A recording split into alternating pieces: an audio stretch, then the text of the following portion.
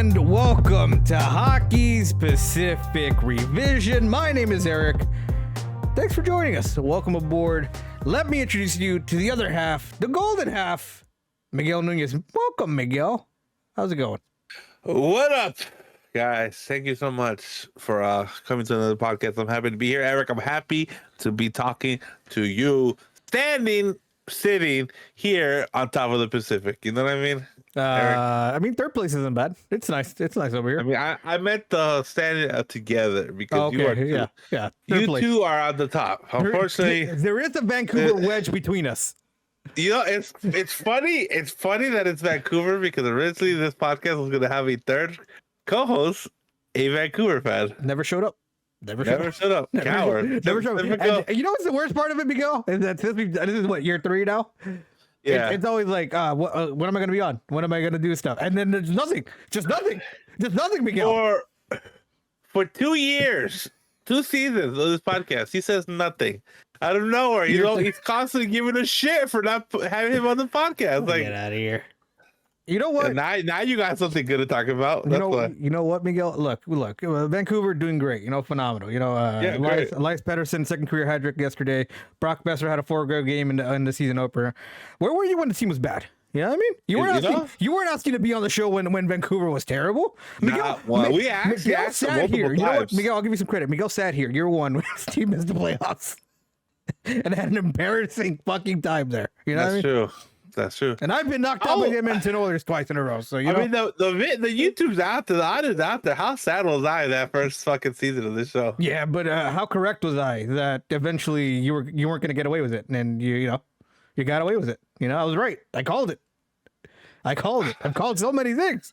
I need to go back and like clip the. If I don't remember, it was an audio only or it was video as well. Mm-hmm. My emotionally sad speech when like the season was over. when it was official. Do you remember that? Yeah, I had a piano to it. It was great. Yeah, it was hilarious. Who would have guessed? And look at you. One year later, you persevered. Stanley Cup champion. It's good. It's a good place to be. You know? And look, bullshit still follows you. Undefeated in regulation. Undefeated in regulation in the month of October. The Golden Knights 9-0-1. The anti-San Jose Sharks, who may never win a game again. Which is absolutely just, it brings me so much joy, Eric. I too enjoy the Sharks doing bad. We play them in December, so I'm interested to see how full that the old Shark tank's going to be in December when this team has 2 wins. I'll give them 2 wins between now and like December 18, 19. No, they're gonna get more than that. They're gonna pick it up. 2 wins. Miguel, I'll bet you 6 hockey packs. Okay. 2 wins. From when to when? When is the game? From now, I'm gonna search it up real quick. Kings versus Sharks, 2 wins. I know it's mid-December, so I'm gonna double check. As they play December 19. I fucking nailed it. Oh, they're gonna get 5 wins by then. 5 wins? 5 wins. Miguel, if you nail 5, I'll throw in another 6 hockey. We'll double. Okay. 6 if they're 2 and under. If they get exactly 5, 12. Yeah. But if they go over, whatever. Doesn't matter. There you have it, boys. All right, locked in. Crazy week. Last week we were off because I went to Arizona. You're a man that's constantly on the move, Eric. It's true. You never know. Actually, I'm gonna be so much on the move. Next week I go to you. To another desert. I fucking can't get enough of the desert. I go over to Las Vegas to watch the Kings take on the Golden Knights live from right behind you. Who knew they allowed you to set up the podcasting setup right outside T-Mobile arenas, but they did. Yeah, I mean, I got security constantly walking around. Yeah, Oh, it's Chance over there. But oh my God. It's awfully quiet out here on the strip tonight. That's all that F1 money. They kicked out everybody. But yeah, next week I get to roam around. I have a lot of hockey, which is like this 30-day period. I had Arizona last week. I have a little break. Then I got Vegas next week. Then I got a little break, and then I'm going back to LA for Salvadorian Heritage night in that game. So that'll be fun. Oh, that's sick. Yeah, I'm excited. Who knew? Too bad. A Too night- bad you won't be able to see them skate with some nice jerseys. You know what I mean? Ah, fucking goddamn it! I also got to experience that for the first time because it was Pride Night at the Coyotes barn. But fun fact, they call it the Party Barn. Party Mullet Arena, that barn. tiny 3,400 seat arena. The Party Barn. I did appreciate everything they did. They did try to make it as energetic, and it was pretty loud. I don't know if it's just the sound system that they have there or the fact that it's small and compact, but it was pretty loud. It was louder than a lot of Canadian arenas I've been to. Looking at you, Toronto, where I've always been. I visited that one in 2019. Very quiet. Might be the quietest place I've ever seen a hockey game play in. And I've also seen Ottawa. Ottawa's fucking quiet too, but that was because it was mostly empty. Because no one cared about the Ottawa Senators. And apparently it's the Ottawa Senators. They're back in the news. So look at this. Full circle. But Arizona was fun. I was only there for like 2 days because there wasn't much that I wanted to see in Phoenix or Tempe. But overall, 10 out of 10 game for myself. Not in the first because they were down 4-1, but they came back and won it 5-4 in regulation. So you love to see it. Right now, I don't know if it's still factual, but it was factual the other night when Golden Knights played LA. Mm-hmm. LA, highest scoring team at the moment. It's definitely so factual. Fun fact, we also give up the most goals in a game. So first in that, 32nd in goals allowed, baby. They've been pretty good, pretty decent. They're finding their legs, which I enjoy. I just need better first period start to them. And they started, they did that yesterday against Toronto. Suck it. Hockey, center of the hockey universe. I gotta be honest, Miguel, though. I got annoyed yesterday. I was a little annoyed. Why? Okay. Did you watch any of the game? There's only 2 games on yesterday, so I think you watched a little bit. I right? watched the entirety of the first period. And that's it. Look, man, I'm just saying. There's a lot of talk about how Toronto a little lackadaisical, a little sloppy, not caring that much. Not a lot of talk about my boys doing well. You know what I mean? I want some credit. I want a pat on the back. All right? I've watched the team suck for like 3 years, and they're good again. They're back, except for the goaltending. Well, teams in the Pacific will never get the credit they deserve because no one's awake for our games, and I get it. I understand. Like you are right. You're right. The constant talk I saw of Canes versus LA wasn't like, Toronto. Canes versus Toronto was that, Canes came in, dominated the puck, controlled the game. No, it was the Leafs really don't care right now.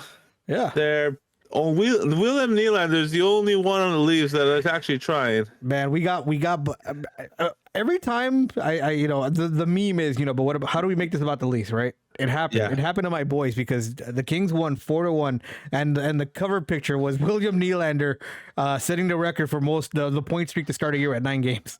It happened. It happened to us.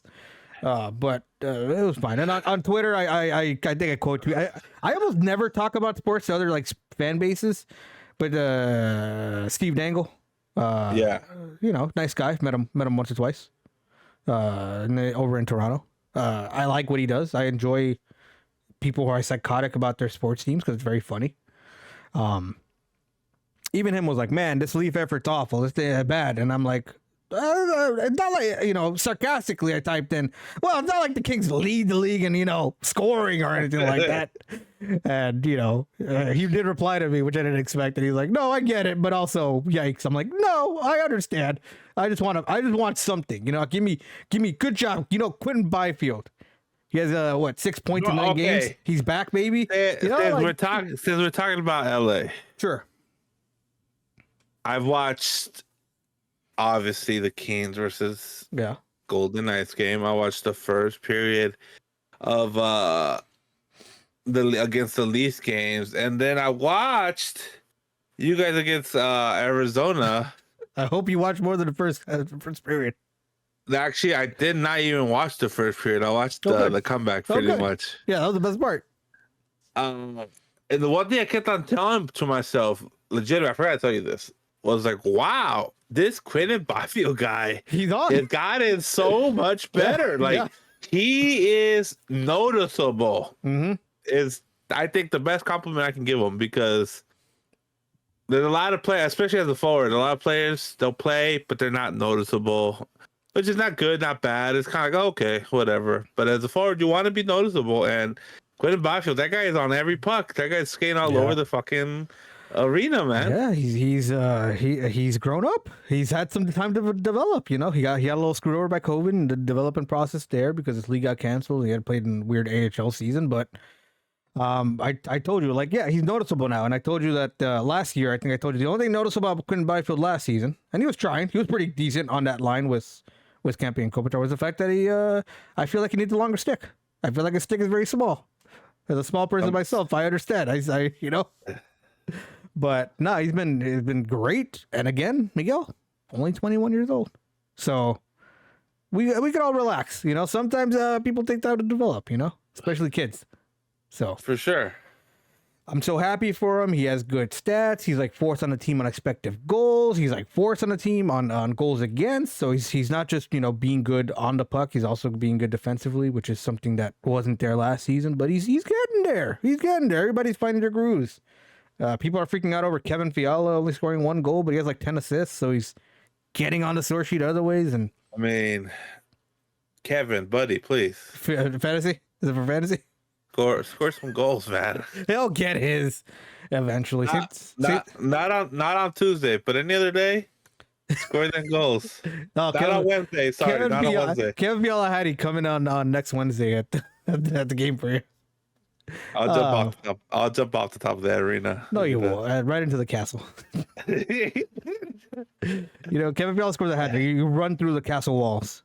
I'm gonna be like that meme of Ralph. Just launching yourself? Just launching myself out of that castle. But yeah, no, they look good. I'm happy. Like, goaltending's still weird because probably shouldn't rely on Cam Talbot, but you know, he's been fine. I'm not gonna complain. And I think the game, you know, we'll transition to you unbeaten madman. The game against Vegas was the one I was most worried about, and the Kings technically, by the expected win-o-meter, said the Kings should have won that game, but I fucking hate that meter because it's goddamn. The amount of times I've been irked by that meter this season, and it's only 9 games in. It's too many. So not to discredit LA, because LA's been great, but boy, the last 3 to 4 games has Vegas been playing absolute dog shit. But minus the game against Chicago, they've always found a way to win. Yeah. And at the end of the day, that plays a big factor of good teams find a way to win no matter how bad they play. Yeah. Yeah. And that's what they like in constant interviews. Like, and that's what I do like. Despite the wins in the post-game interviews with these players in the locker room, a lot of them, Mark Stone, Jack Eichel, Marshall, a lot of the top players are saying the same thing. Like, we are not playing good. We are not playing our best game. Just a good thing about us is that we're able to always find a way to hang around until the end. And luckily, the puck has been going our ways, and we've been able to win these. But they acknowledge that despite the record, they are not playing well, which is good. So they need to turn it around, though, because you can't play bad and win every night. You know what I mean? Do you want my expert analysis? I get to regurgitate stuff I said during the playoffs, where I don't know if Vegas was the best team, but they were the most consistent team, and they're still consistently pretty good. Yeah. Like their bottom baseline is better than a lot of teams. Is, you know, try hard. You know what I mean? And I think you kind of see that. I mean, you want to win the game easier against Montreal, but you'll take a point and then you'll take the shootout win. You probably should have lost the game against LA, but you took advantage when things didn't line up right, scored a timely power play goal. Like, the consistency is just there. You know what I mean? You put yourself in positions where you're not too out of it. And then you just need an effort played by somebody, a couple crisp passes, and you're back in it, or you win the game. That's kind of where Vegas has been. They haven't shot themselves in the foot too hard, like a la Toronto last night against the Kings. I think it was, like Colorado against Buffalo. They got shut out by Ukko-Pekka Luukkonen and the Sabres. So it happens. Like, you're going to lose games eventually. The Golden Knights will probably lose 3 in a row at some point because fucking 82 games in a season, and you know it's long and hard, man. and it happens. As much as I would love it, undefeated regular season, kind of impossible. it is literally impossible. So I think against Montreal, Vegas literally had one or two shots in the second period. I think it was, or first period. I forgot which one. Yeah. They fucking Vegas. That was their worst game was against Montreal. But again, they found the way to win. They kind of just hung around, and then they probably should have won in regulation if it wasn't for Aiden Hill and that weird turnover. That is true. I'll say, as weird as that sounds, you're right. Yeah. If you watch that whole game, you're like, Vegas dominated. But at the end of the day, they went to overtime only because Aiden Hill fumbled that puck. And to be honest with you, that last goal by Suzuki, the game tired too. Like, man, Aiden, cover your post. You know? And then even against LA, if they would have called back that first goal. Yeah. I mean, it might be a regulation win. Maybe. Or if Mario doesn't just pass it and shoots at the open net, you win the regulation. But it doesn't matter. LA deserved. Not to a point. Yeah. LA at least deserved the point. You're right. Yeah. Yeah, I watched that whole game and I was like, well, it's frustrating to be down 1-0 because all the possession metrics are going your way and stuff. But at the end of the day, it's those key little moments. I'm with you though. With the win-o-meter, puck. I'm angry at it. Puck, whatever, puck money, puck. Yeah. The worst. I'm a little mad at it. Because Vegas completely broke them last year in proving that shit doesn't matter, man. I mean, you personally have a vendetta. I don't know what that graph is, but like best teams or something like that. He's most likely to make it's the team's most likely to make the playoffs, and it still has like the Oilers #2 in the league as the most likely to make the playoffs. And let me check the standings, Miguel. Let me keep scrolling. They're sixth in the Pacific with 2 wins in the entire year so far. And what position are they in the league? I know it's gonna take a while to get down there, but the entire league. Yeah, let's see. 30th. Ooh, and how many teams is there in the league? I believe we added one. Let me slide over the Abacus. That was Seattle and 2 years ago. Oh, 32 teams. Wow. Yeah. It's a good transition. Oiler Nation, you're bad and you deserve it because you guys were assholes to everybody in the playoffs last year. Hold on. Do you want to transition into even more? Calgary, you're also bad. You might be worse. And we had to watch both of you play in an outdoor game. And regardless of how bad the Edmonton Oilers are, Jesus Christ, the Calgary Flames are even worse. Man, they're just Alberta. That normally they call it the Battle of Alberta. That was like a little tuffle. Little tuffle outdoors there at whatever football stadium they have in Edmonton. The pushing match in Alberta. Oh man, it's like do you remember Pokemon, the first movie, when those two Pikachus are just sobbing and slapping each other? It was just that. It was just that, and yeah, they're bad. Yeah, it's not. I don't know, man. I don't really know how you fix them. Like, besides tap into a better team. I don't know how you fix them besides like McDavid. Can you do the McDavid thing? Because I know he hasn't because he got hurt for a week. Or Draisaitl. Here's how you begin fixing the Edmonton Oilers, Eric. You fire Woodcraft and you give yourself a real coach, because how do you have 2 of the best players in the league? And now you can't even win regular season games. By the way, you're asking the age-old question for the Edmonton Oilers for the past 7 years, 6 years. Is how I know, but for the first few years, I mean, even when he had Leon, Leon wasn't this Leon. You know what I mean? No, I get it. But you still had McDavid, and you're like, how are you still missing the playoffs? You know, they had that. So, how do you have these 2 freaking monsters? But also, can you talk about Leon really isn't the second best player in the NHL? Because when McDavid's down, that man ain't doing much. He did last time McDavid got hurt. It just hasn't worked out. The whole team just feels in a funk for them. Hey, don't get me wrong, guys. I'm not saying Leon's not good. Leon's still one of the best players in that show. I'm just saying, can we chill out on Oilers having the top 2 players in the league? So they have definitely #1, but I don't think they have #2. Not currently. I don't think. But even other players have started off slow. You know what? You want to hear a fun fact about the NHL season so far? Yes. Nathan McKinnon, Matthew Tkachuk. Pretty good players, I think you could agree. Yeah. Outstanding. They both currently have the same point total as Patrick Maroon. Oof. That's not good. Like That is crazy. Actually, I did not know that. They're both getting outscored by Trevor Moore. As much as I love Trevor Moore, by the way, fun fact, he leads the Kings in goals. More goals than those two guys also. So like, it happens. Slow starts happen. That means they are being outscored by literally every player in the Golden Knights roster because all 22 skaters that have skated have scored a goal. That's a fun fact. I don't think, except for the goalies, obviously. well, there's time. You don't know that. Yeah, give him a couple empty net shots at it. You never know. Give Aiden Hill an instruction to just launch it down, join the club. I believe Vegas is the first team to do that this season. Have every single player that has skated has a goal. I know all the forwards have scored for the Kings. Defenseman, who doesn't have a goal? Mikey has a goal. Drew has a goal. You're making it on the list. Gavrikov has a goal. I don't think Matt Roy has a goal. Matt Roy, pick it up. He might be the only one left without a goal. Maybe Jordan Spence also doesn't have a goal yet. So Roy has three goals. Oh well, he's a forward, so it's a little easier for Matt Roy. Pretty good defenseman. Defensive defenseman. Any sort of goal production you get from Matt Roy is a money. You know what I mean? Okay. But yeah, Miguel, the Pacific is weird.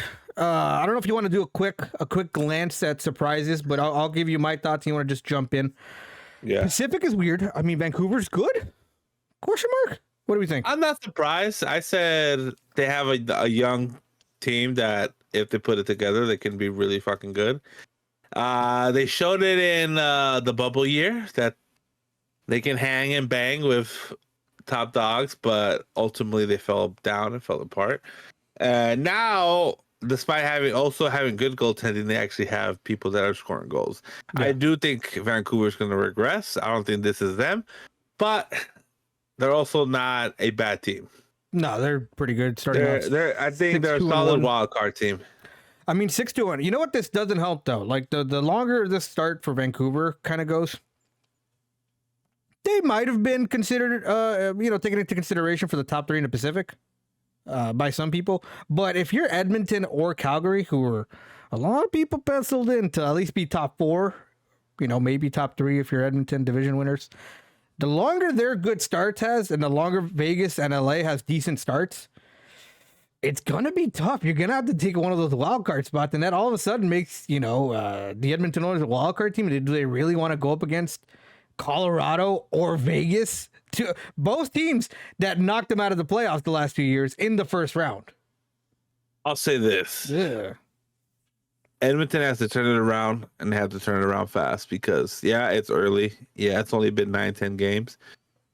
But that shit's quickly going to catch up to you. Yeah, it's going to quit mountain. And, well, you got the old dreaded American Thanksgiving break where, like, if you're in a playoff spot at that point, you have pretty good odds of making it by the end of April. God, dude, I not want to play Edmonton in the wild card game. Yeah, that'd be tough. So keep winning. You keep winning, you don't have to do it, The Central, I mean, everything's cool. Colorado, Dallas, Winnipeg. I don't think there's much kind of surprise. Minnesota maybe, but they're kind of middling at like 3-4-2. Shout out to the Coyotes. They're not an easy team anymore to beat. They're 4-4 on the year.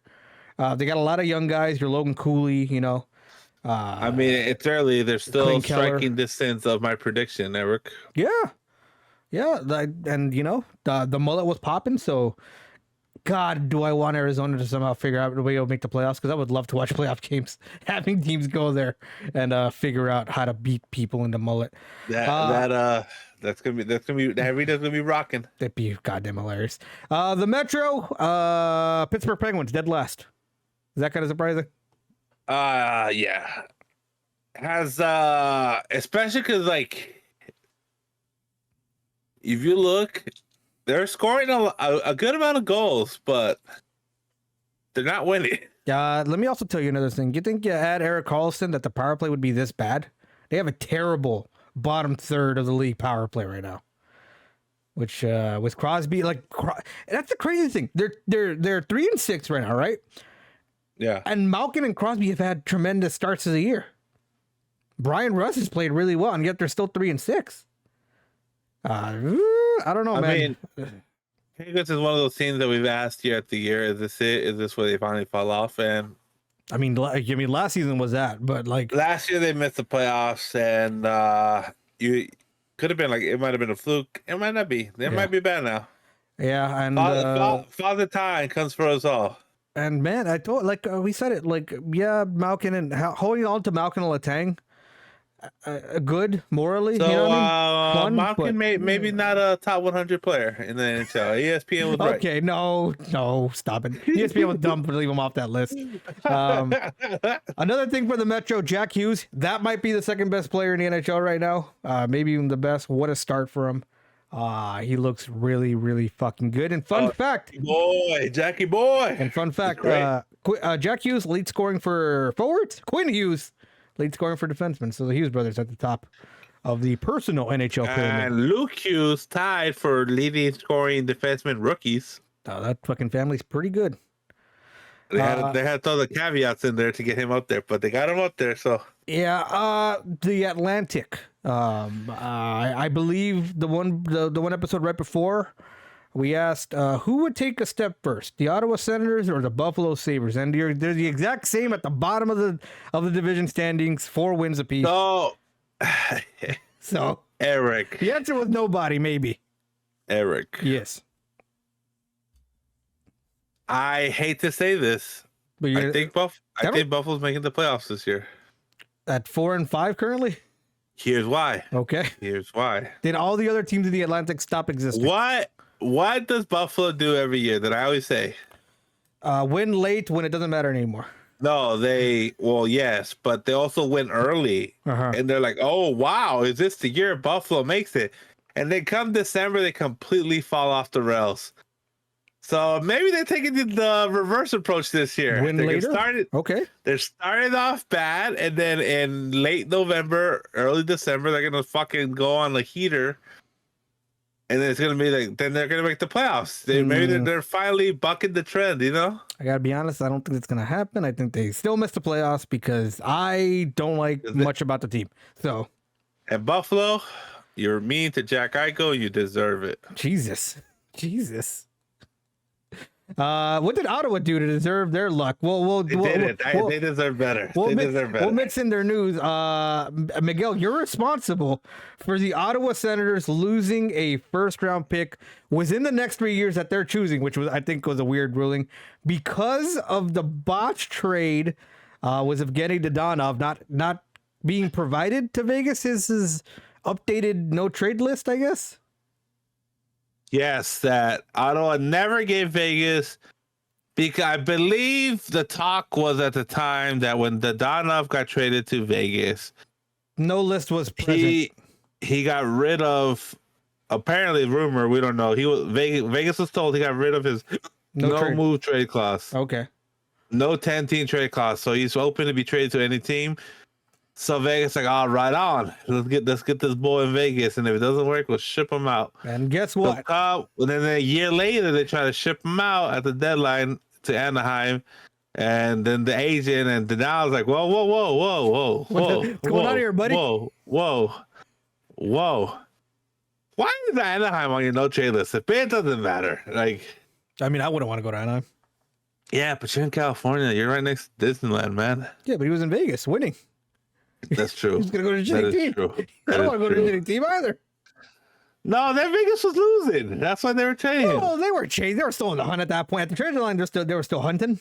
I was still depressed at the time. Yeah.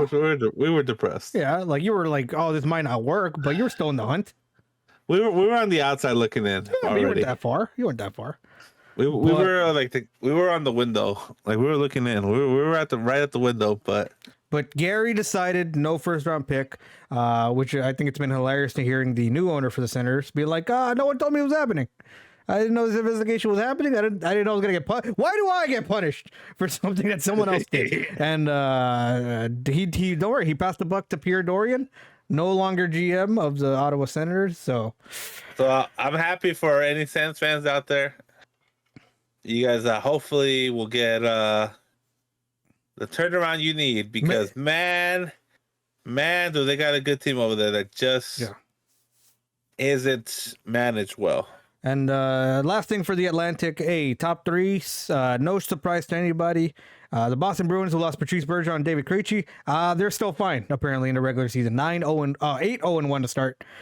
Detroit Red Wings, number 2, the Yzer plan is going strong. And fun fact, number 3, the Montreal Canadiens at 5-2-2, who lost Kirby Dach to a season-ending injury. Eric. But yet, they keep on trucking. Eric? Yes.